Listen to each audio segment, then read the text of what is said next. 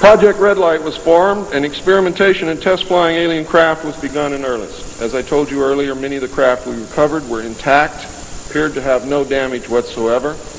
One craft actually exploded over the test site during testing sometime in the early 60s. I'm not sure what the exact date is, but the explosion is said to have been seen over 3 states. Project Red Light, according to the information that I have, was postponed at that time because they had no idea what had happened or why the craft had exploded, but they lost the pilots, and the project went on hold.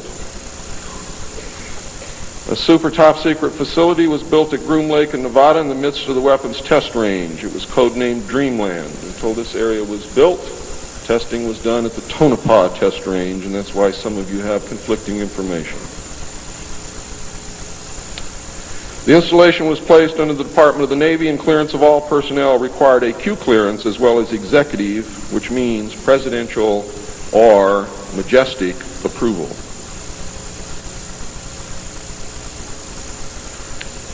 This is ironic due to the fact that the President of the United States does not have clearance to visit the site.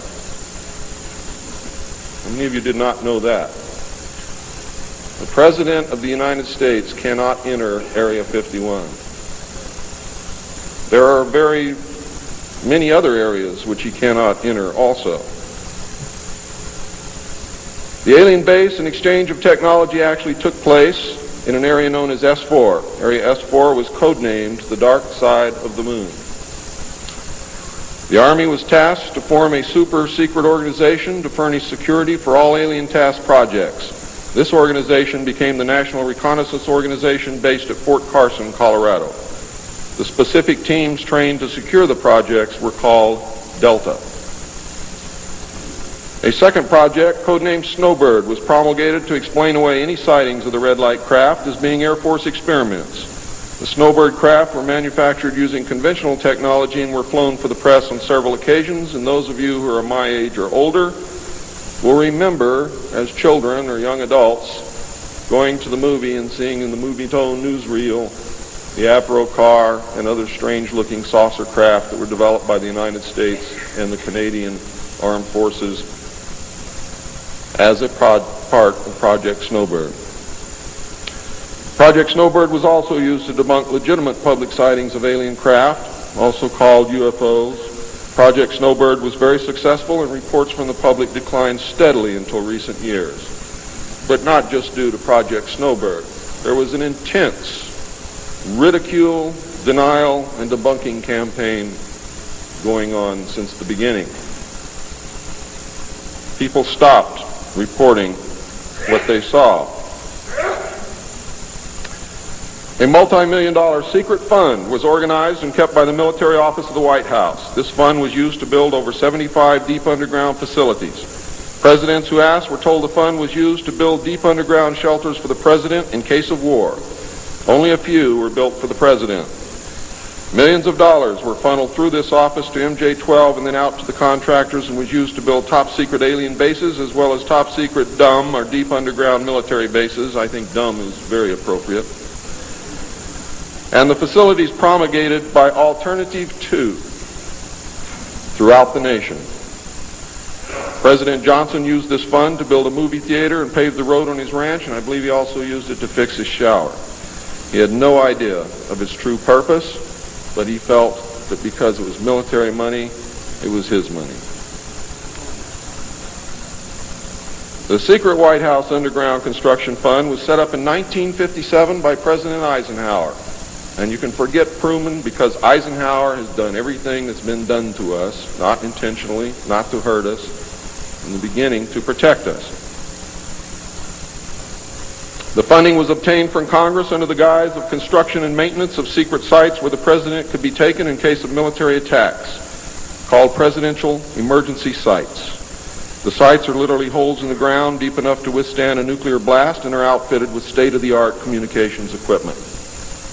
To date, there are more than 75 sites spread around the country that I can account for, which were built using money from this fund. The Atomic Energy Commission has built at least an additional 22 underground sites, again, that I can account for.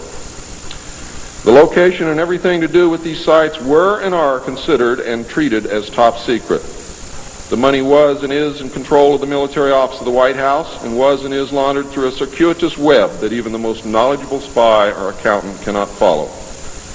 As of 1980, only a few at the beginning and end of this web knew what the money was for. At the beginning were Representative George Mahan of Texas, the chairman of the House Appropriations Committee and of its Defense Subcommittee, and Representative Robert Sykes of Florida, chairman of the House Appropriations Military Construction Subcommittee. Today, it was rumored that House Speaker Jim Wright controlled the money in Congress and that a power struggle was underway to remove him. We all know what happened there, but I could not substantiate by any source the fact that he was in charge of the money. It is a rumor. At the end of the line were the President, MJ-12, the Director of the Military Office, and a commander at the Washington Navy Shipyard. The money was authorized by the Appropriations Committee, who allocated it to the Department of Defense as a top-secret item in the Army construction program. The Army, however, ladies and gentlemen, could not spend it, and, in fact, did not even know what it was for. Authorization to spend the money was in reality given to the Navy. You'll find out why the Navy has control of all this a little bit later. It will become clear to you. The money was channeled to the Chesapeake Division of the Navy Engineers, who did not know what it was for either. Not even the commanding officer, who was an admiral, knew what the fund was to be used for. Only one man, a Navy commander, who was assigned to the Chesapeake Division, but in reality was responsible only to the military office of the White House, knew of the actual purpose, amount, and ultimate destination of the top secret fund. The total secrecy surrounding the fund that meant that almost every trace of it could be made to disappear by the very few people who controlled it. There has never been, and most probably never will, be an audit of this secret money. Large amounts of this money were transferred from the top secret fund to a location at Palm Beach, Florida that belongs to the Coast Guard called Peanut Island. The island is adjacent to property which was owned by Joseph Kennedy. The money was said to have been used for landscaping and general beautification. The money did not begin to be transferred to Peanut Island until shortly after Kennedy's assassination. Some time ago, a TV news special on the Kennedy assassination told of a Coast Guard officer transferring money in a briefcase to a Kennedy employee across this property line. It was on television. Could this have been a secret payment to the Kennedy family for the loss of their son, John F. Kennedy? I think it was, but I can't prove it. The payments continued through the year 1967 and then stopped. The total amount transferred is unknown and the actual use of the money is unknown. Meanwhile, back at the ranch, Nelson Rockefeller changed positions again. He had been in sort of a holding position until the time was ripe, and now the time was right.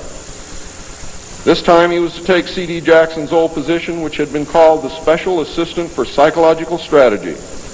With Nelson's appointment, the name was changed to the Special Assistant for Cold War Strategy. This position would evolve over the years into the same position Henry Kissinger was ultimately to hold under President Nixon.